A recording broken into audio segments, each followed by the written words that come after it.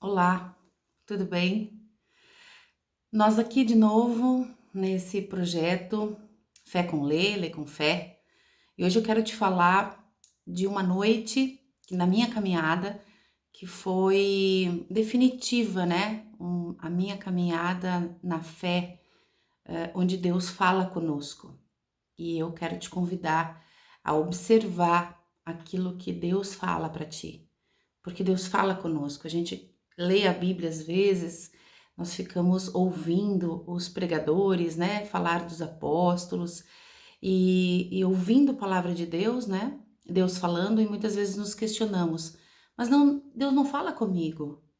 Deus nunca falou comigo, né? Como falava na época com os apóstolos?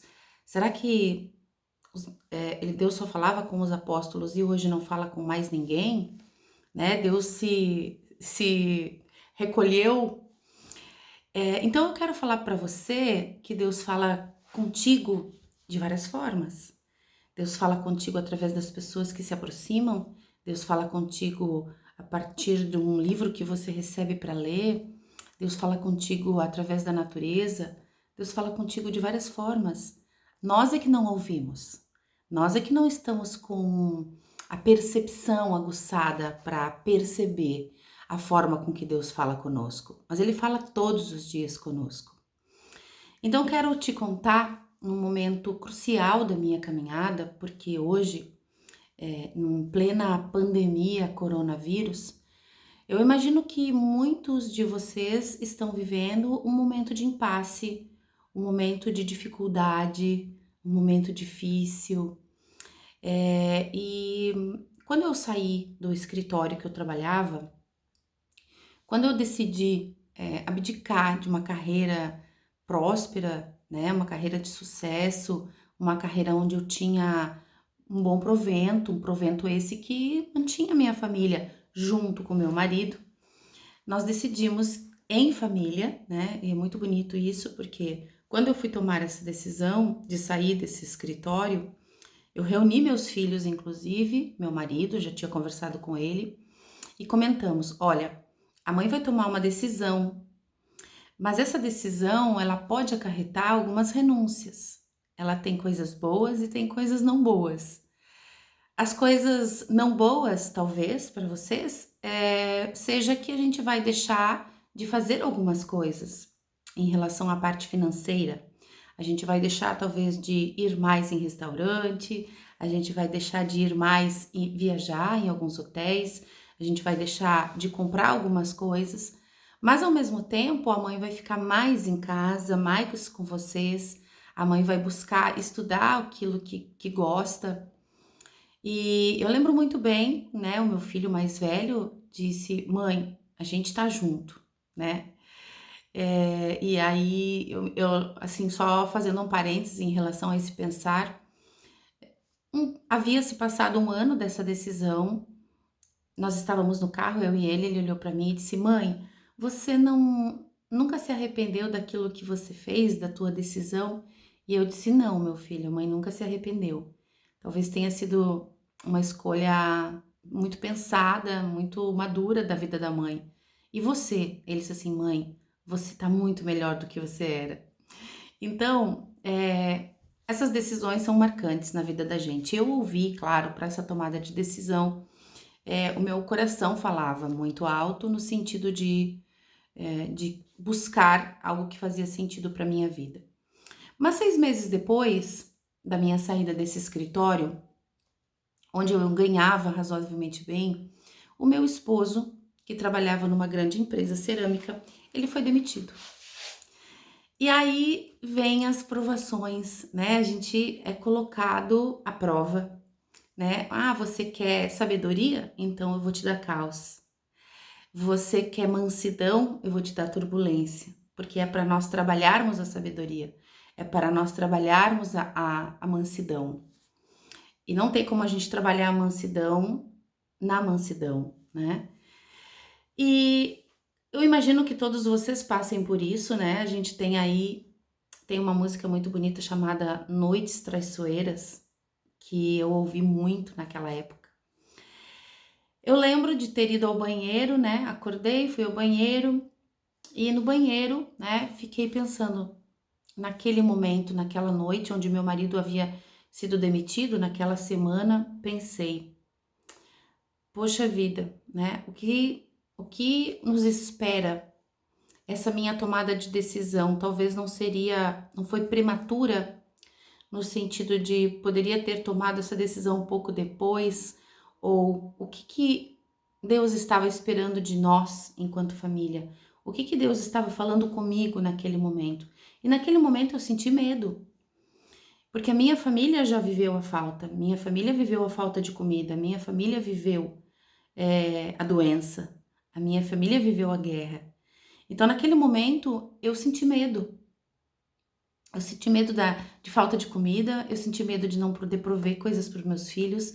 Eu lembrei da época da minha infância, quando a luz era cortada, né? E a geladeira descongelada, a gente descongelava e a gente não tinha o que comer. Eu lembrei de tudo isso. E foram noites realmente traiçoeiras. E eu lembro muito bem de ter ido, então, para o meu escritório, que era do lado do meu quarto, fiz uma oração e abri minha Bíblia, né? Eu gosto muito de fazer isso, né? E ouvir o que Deus fala para mim. Não necessariamente a Bíblia, gente. A gente pode, a cada momento, né? Abre um livro, ouve um vídeo. Deus fala conosco. E eu separei aqui para vocês, tá pintadinho, né? Daquela época ainda. Eu abri minha Bíblia e abri em Mateus 6, 25.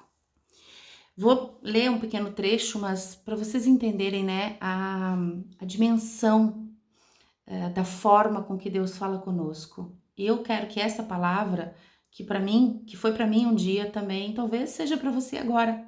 Talvez você tá abrindo esse vídeo agora, tá ouvindo essa palavra e você pensa, nossa, Deus está falando comigo através da Letícia, né? Então, diz assim: portanto, eu lhes digo, não se preocupem com a sua própria vida, quanto ao que comer ou beber, nem com o seu próprio corpo, quanto ao que vestir.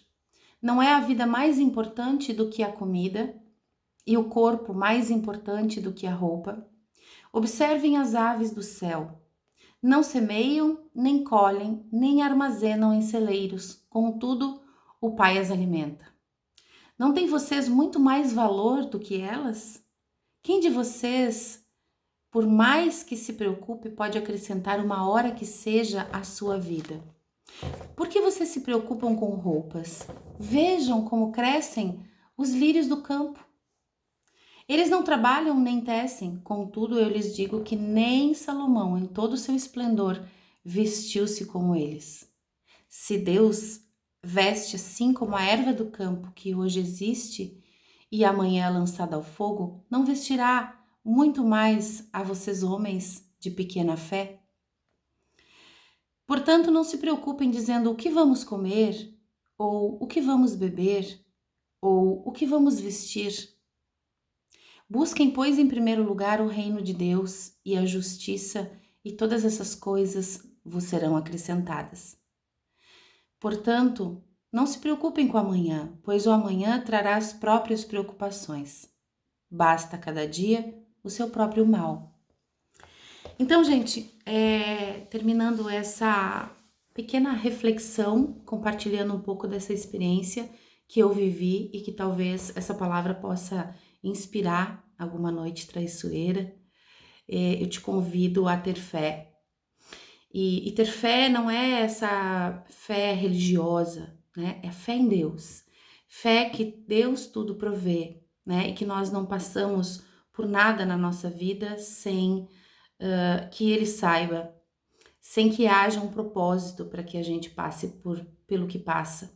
Um propósito de aprendizado, um propósito de crescimento, um propósito de preparo para o nosso propósito, né? Então é muito lindo, eu espero que eu te inspire a partir disso. Eu separei aqui uma música que é do Thales Roberto.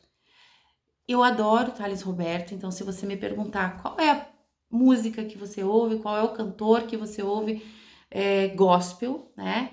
E que te inspira. Então fica aí, Thales Roberto tem uma música chamada Mesmo Sem Entender. Eu vou botar só um pequeno trecho dessa música que ele canta eu ouvi esta música no caminho de ida para Maringá, né? Meus pais morreram em Maringá, eu perdi meus pais em 30 dias, os dois. Morre um no dia 14 de novembro, o outro no dia 14 de dezembro. E quando eu estava me deslocando para Maringá, eu ouvi essa música. E ela fala de fé. Olha só. Mesmo sem entender, mesmo sem entender, Mesmo que a gente não entenda o que passa na vida da eu gente, confio em ti. a gente precisa confiar nele. Mesmo sem Ainda que a entender, gente não eu compreenda o que sei que é acontece, o melhor pra mim. a gente tem que saber que é o melhor para nós, Mesmo sem entender, mesmo sem entender. Deus Gente, eu vou dar um pause envia. aqui. Você encontra essa música no YouTube, Thales Roberto, mesmo sem entender. Eu me emociono só ouvindo aqui. Eu quero que você seja pleno na sua vida, realmente quero que a minha história inspire a tua história e que a gente consiga fluir no propósito, inspirando pessoas e transformando vidas. Um grande beijo.